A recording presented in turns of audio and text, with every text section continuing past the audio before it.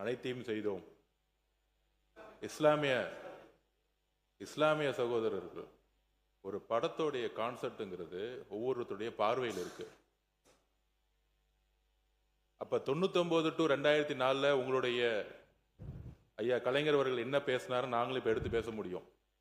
RSS இயக்கம் சமூக இயக்கம்னு சொன்னது இதே அவையில், அதையும் நாங்க சொல்ல முடியும். அதனால மானிய கோரிக்கைகள் விவாதம்ங்கிறது நான் திருப்பி பதிவு பண்றேன். இதோட 4 முறை அரசை குறை சொல்லி பேசிக்கிட்டு இருக்காரு. நாங்க அமைதியா கேட்டுட்டு இருக்கோம். யாருடைய பேச்சிலையும் நாங்க குறுக்கிட வேண்டிய அவசியம் இல்லை. ஆனால் குறைகளை சொல்லணும்னா நாங்க 50 வருஷ வரலாற்று நாங்களும் எடுப்போம்.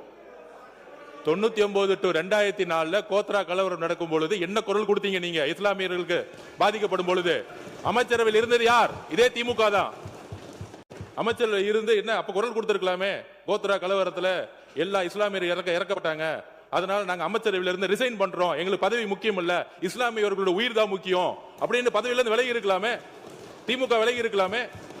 99 2004 வரைக்கும் பிஜேபியோட ஆட்சி 5 வருஷம் முழு முதலா கொண்டு வந்து திமுக. இந்த பாவமும் இந்த வரலாற்றையும் எப்பயும் மறைக்க முடியாது. அதனால குறைகள் சொல்லாதீங்க. நாங்களும் வரலாறு, எங்களுக்கு வரலாறு தெரியும். அப்ப நம்மளுடைய தலித் சகோதரர்கள் பத்தி சொல்லும்போது சொல்றாரு, போன கவர்மெண்ட்ல Tamil Nadu recorded at 67% rise in atrocities against Dalit between 2019 to 2023. The highest increase in the country according to the report by the National Campaign and Dalit Human Rights Commission. இது வந்து நாங்க சொல்லல, NCDHR சொல்றாங்க. இந்த தமிழ்நாட்டிலே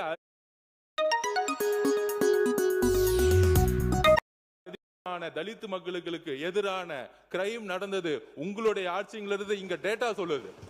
இதை நாங்க இங்க பதிவு பண்றோம். அதனால குறைகள் சொல்லாதீங்க. அப்புறம் தலித் மக்களுக்கான ஒதுக்கிய நிதி, திமுக ஆட்சியில் நிதி பயன்பாட்டு குறைபாடுகள், சிஏஜி ஆடிட் அண்ட் டேட்டாவில், அதாவது சிஏஜியோடைய கவர்மெண்டோடைய டேட்டா, அதோட ஆடிட் ரிப்போர்ட், ஆதிர திராவிட வெல்ஃபேர் தொடர்பான பல கல்வி மற்றும் ஸ்காலர்ஷிப் எட்ஸில் தொடர்ச்சியான சேவிங்ஸ் இருந்தால் குறிப்பிடப்பட்டுள்ளது. 2021-22 மட்டும் SC ST girls literacy institute 6.67 கோடி saving. Abroad scholarship for SC ST students 5.31 crore savings. Higher education special scholarship ரூபாய் 5.58 கோடி சேவிங்ஸ்.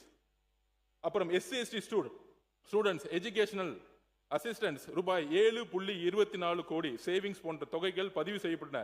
இதன் மூலம் ஒதுக்கப்பட்ட நிதி முழுமையாக பயனாளிகளிடம் சென்றவில்லை. அதாவது நிதியை ஒதுக்கிட்டு இந்த எந்த ஃபண்டும் தலித் மக்களுக்கு போய் சேரல. இது வந்து நாங்க சொல்லல, இதோடைய